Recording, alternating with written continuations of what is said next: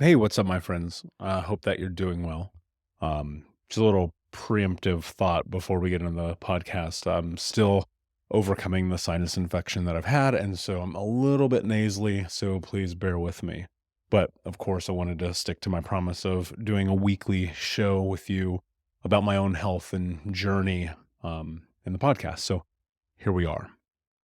If you have been following the show for any time, you know that one of the things that I've shared recently is that I was going to go a little bit more in depth about some of my background and some of the experiences that I've had.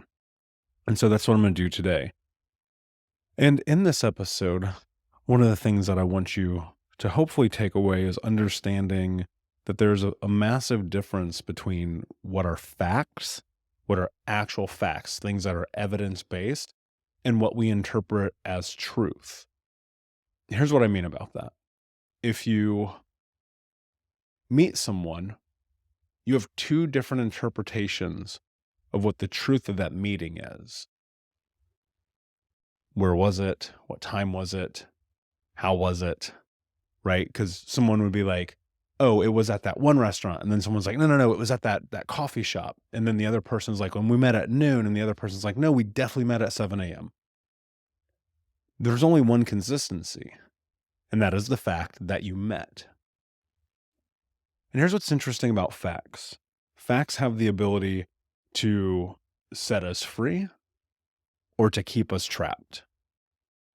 And I've been trapped for a long time in certain facts of my life. Here's one thing that's really interesting. Like, people will look at me and they'll say, hey, you're an award-winning speaker, you're a best-selling author, you have this award-winning podcast. And I'm like, yeah, but that's not always been who I was. I didn't wake up one day and be this person. And I did this exercise recently where when I looked at the definition of my name, like, what does my name mean? And so if you've never done this, I would recommend that you do it because it's a really interesting discovery.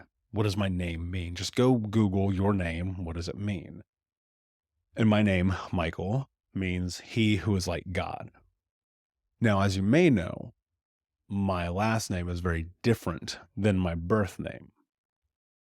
And I changed my name. I made a decision based on certain facts in my life, like never meeting my father and being named after him, in which I said, you know what, I'm going to take control over this. I'm going to use that fact, this thing that has held me back.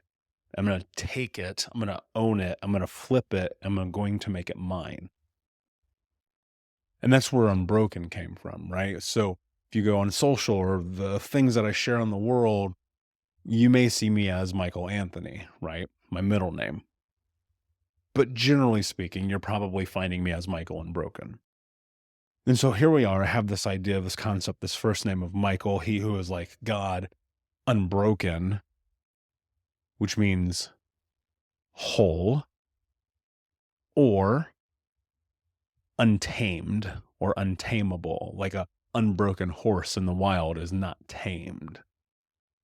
And I think about that a lot, and I can't help but wonder, like, what is truly in our name, right? How do we show up in the world through this thing that many of us are like born into, right? I didn't choose my name out the gate, but I've chosen it since, and I've chosen the meaning that it is derived from who I am.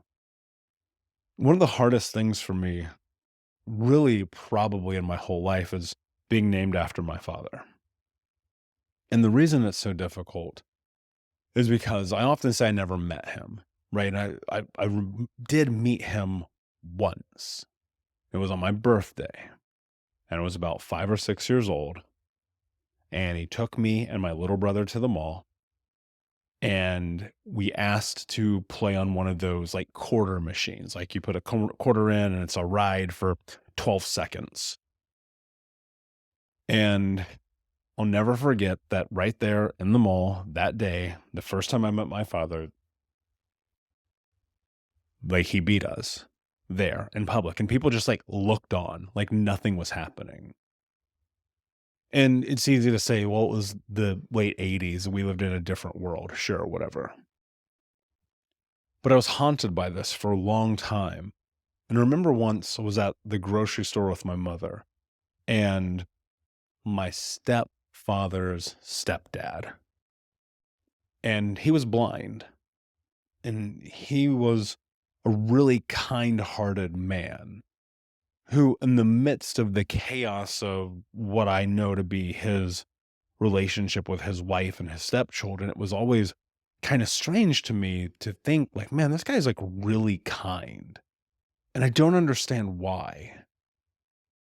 And one day we're in the grocery store. It's my mother and him and I, and we're standing there, and he puts his hand on my shoulder. And he goes, "Oh man, you got real strong shoulders." And I'm like 9 or 10. It might have been 8, somewhere in that window. And my mom goes, "Yeah, just like his dad." And I remember my heart like crumpled in my chest because I was like, here's this comparison. Even as a kid, I distinctly remember this, thinking to myself, here's this guy telling me I've got these big, strong shoulders, and one day I'm going to be this big guy, which he was right. I mean, I'm 6'4", 220 now, but I never had any relationship with this man that I was being compared to by my mother. And in my teens, I had this really interesting moment of just being so mad at my father for never being there, for never showing up, for not being a father, for running from skating his responsibilities, this thing that unfortunately a lot of men do in this society, especially the society I come from. And that anger and being like, I'm never going to be like this guy, ever. And not really knowing what that meant. And even today, to be honest with you, I probably don't. I don't have children. I don't have a wife. I'm not married. I don't have that level of responsibility or manhood. But I do remember being like, I'm not going to be like that. I'm not going to be like this guy. And so I'm seeing my high school girlfriend and we get in a fight. And this is probably, I don't know, I'm probably 18. Yeah, I was 17 or 18. And my mother had sent my high school girlfriend an email. And she says, and I'll never forget this is my mother's words about me. She goes, all the men are the same. He's just like his father. I remember being furious about that because my girlfriend showed me. She goes, your mom sent me this about a fight that she and I had. My girlfriend and I had had. And she shows me this message from my mom. It was an email. And I remember looking at my girlfriend at the time. I go, that's insane to me because I've never met him. How can I be like someone I've never met? And I just kept going back to my name, literally being named after this person who the one time I did meet him, and I always say I didn't meet him because like that interaction was at that mall, like maybe 90 minutes, right? From my recollection, it was like maybe 90 minutes. And I don't think we talked about anything pertinent. At least I certainly don't recall in my memories of it. And I'm talking to my girlfriend, I'm having this conversation with her, and she goes, well, I mean, you are named after him. And I was like, what does that have to do with anything? And that conversation I had with her was like stuck with me for a really long time. And I kept playing this back and forth in my head and being like, okay, I'm named after this man I've never met who everyone compares me to and says I'm exactly alike, but I don't have any understanding or framework for it. And as I got older and I started really getting involved in some chaotic stuff, I mean, there was a lot of drugs. There was a lot of alcohol. There was a lot of sex with strangers. There was a lot of lying to my friends. There's a lot of cheating. There was, I mean, really anything you can imagine. Like I'm doing all this stuff, all of these things that are, I mean, honestly, and some of the was like crazy illegal. I've shared about stealing cars and breaking into houses and stuff like that, but there's more to it. I mean, there's assaulting people, there's, selling drugs, selling prescriptions, like stealing, like I'm, and then not illegal stuff too. On the other side, it was like I'm doing like weird to make money, like selling my plasma. I'm hooking up with anybody who will give me the time of day, right? It's this sense of desperation to be seen. And shortly after like leaving the relationship with my high school girlfriend, and we were together for like 7 years, it was like, okay, here I am in the chaos and the throes of this experience of all the traumatic things that I've been through coming back, hitting me again and again and again. And it's like, for some reason, I was just like, I couldn't break free. You know how like it feels like you're locked to something. And no matter how hard I pulled, no matter how hard I tried to rip myself away from it, it would just pull me back in. And then one day, I was really thinking about this. I said this aloud. I actually talked to myself a lot. Really, even this kind of podcasting, when it's solo, it's just me, and you're in this is me having a conversation, working things out in my own head. And I had this conversation with myself. I was like, one day, and this was before Think Unbroken. Like, this is way before. I was like, one day I'm going to be famous and people are going to know my name, and I'm going to have this thing that I do that is like changing the world. I didn't know what it was at the time, but I did say to myself, and then one day somebody is going to tell me that they found my dad. And so fast forward a couple of years.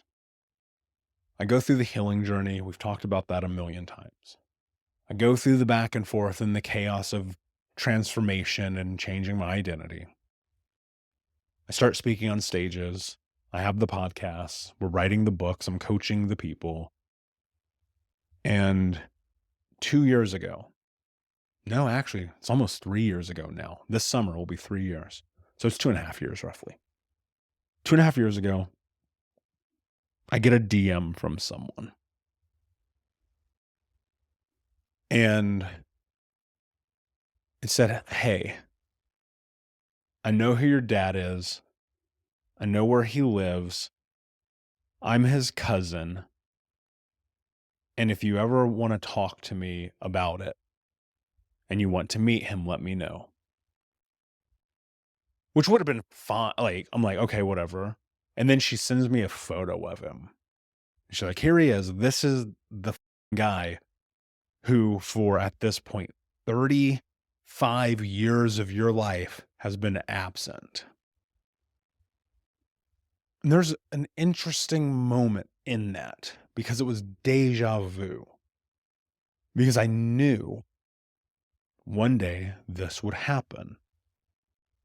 And in the moment, my response, it wasn't anger. It wasn't hurt. It wasn't joy. It wasn't happiness. It was nothing. It was like there was no emotional response I had to it. And I said something, I'll paraphrase because I don't remember exactly what I wrote, but I basically said, hey, thanks so much. I have zero interest in ever meeting this person. And I left it at that. And this thought came to me again. These memories of this name. And thinking to myself, I'm nothing like him. I'm so far to the opposite of what that as a man, as a name represents, that I really stepped into the thing that I said I was going to be as a kid, and that's not him. Here's what it comes down to. Like, we live in a time where it's not that hard to find people, especially people who are very social like I am. It's not that hard to discover them. It's not that hard to pop on Instagram or Google or even pull a records report and find out everything that you need to know. And I thought to myself, if he really wanted to know me, he would. And the very fact that someone else had to be like, hey, I found your dad, reinforced the very truth that I've known from the beginning. Some people will never take responsibility for the choices and the decisions that they make. And that we, as the individual impacted by that person's choices and decisions, must be willing to let go of any impact that we perceive that it should carry in our lives. Because if you get trapped in this notion of coulda, shoulda, woulda, wishes, dreams, fallacies, truths that are not factual, right? Because we interpret things that become our truth. If you get caught up in that, you will be trapped. You will be trapped. Because you'll never give yourself the space, like real talk. You'll never give yourself the space to let go. Because there will always be a reason that you can point to that person and go, I turned out this way because of you. You did this. You made this happen. This is your fault. I am this way because of you. And that's a cop-out. And I'll tell you why it's a cop-out. And this is a fact. People make terrible mistakes all the time. And sometimes those mistakes, they impact us in the worst way imaginable. I would be present. I would show up. And what I would do, instead of letting the impact of not having a father crush me, I'll embrace it. And I'll say, I'll be nothing like that. You have so much foundational evidence at your fingertips to measure the impact of other people in your life, and how, for some of those impacts and those experiences, have shaped you into who you are. And you have to ask yourself, like, is this going to be my truth? Because it's very fair that your truth can be like mine. I was abandoned. I started doing drugs at 12 years old. I got kicked out of high school. I destroyed my life. And I could still be playing that game. Or I can take all that information, all of that data, all of those mistakes and failures, and derive something practical out of it. A point of measure for saying, I know what I don't want. And that gives you the ability, which I think is probably the most powerful ability that we have, to be solution oriented. I can name a million reasons why I should not be successful, right? In success, I'm not talking about money, because that doesn't matter. Success is the way I feel about myself when I look in the mirror. And I can give you I can give you all the reasons why I shouldn't have it. But I can give you one reason why I should. And that one reason is because I made a decision to not let a name, a singular person, or any experience that I've ever had define me. I've made the decision to define myself, to be the arbiter of my future, to take the information that has been bestowed on me, whether I wanted it or not, because like a lot of this I didn't want. Actually, probably the vast majority of it. Like, I don't remember ever asking for any of this, right? And so I take that information and I distill it down and I just go, okay, cool. So what are you going to do about it? What are you going to do about it? And if you let go, because it's holding you down, there's something in your life right now in relation to your lineage, to your name, to your mother, to your father, to your grandmother. There's something there that's holding you down, that is keeping you stuck. That is a truth that, until it is exposed to the world, I don't mean on social media, I mean out of your mouth, onto paper, with your therapist, with your coach, until that truth is exposed, you're going to stay trapped. And that truth can be as simple as I realized, and this is my truth. My truth is I'm named after a man. I'm the second. I'm the lineage of this chaos. And the truth about it is I made a decision to redefine who I am based on what I want, not what I was born into, not what they said I should be, not what they said I was going to be. And that's how you take your power back. Your name, it carries weight.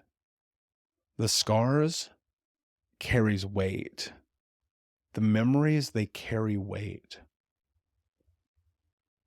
And at some point, you have to sit the weight down. You have to be okay with the truth. You have to be okay with facts. It is a fact, without question and unequivocally, that if you're listening to this podcast, you've probably been set up for failure.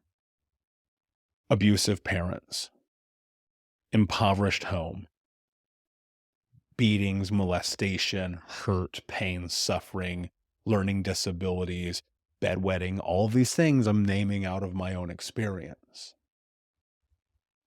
And so here you are, you have facts that support that bad thing happened to you. There's another fact you have to take into consideration as well. You're not responsible for those things. That's not on you. And until you let go of that weight, you're never going to be able to be free. And so when you think about the memories, the scars, the hurt, the name, you'll be trapped in it until you make a decision to carve your own path. There's freedom in this. This life, the circumstances you've been through, the hurt you've experienced, you can have freedom from it. I promise you. How do I know this? Because I live it every day. But that freedom's only ever going to come when you make a conscientious decision about the meaning of who you are now, not who you were. Because the reality is, who you were is in the past. And this may lead to a breakdown for you. You may sit in this conversation, what you're hearing coming out of my mouth right now, and it will break you down. And you will have a really hard time coming to face reality. But at every single breakdown is a breakthrough. And those breakthroughs will take you to the next level. And so as I sit here, Michael, unbroken, a design, a human, a creation, I manifested into reality. The one thing that I can tell you is that it's possible for you too. You do not have to be your name. You do not have to be exactly like your dad or your mother. You do not have to be who they told you you should be. The only thing that you have to be is what you decide.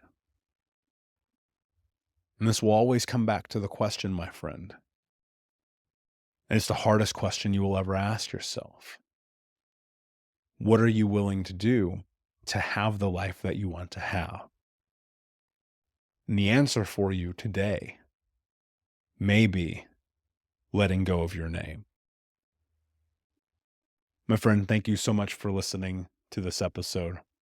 Do me a favor, go to Apple Podcast and leave a review. Go to Spotify, leave a review.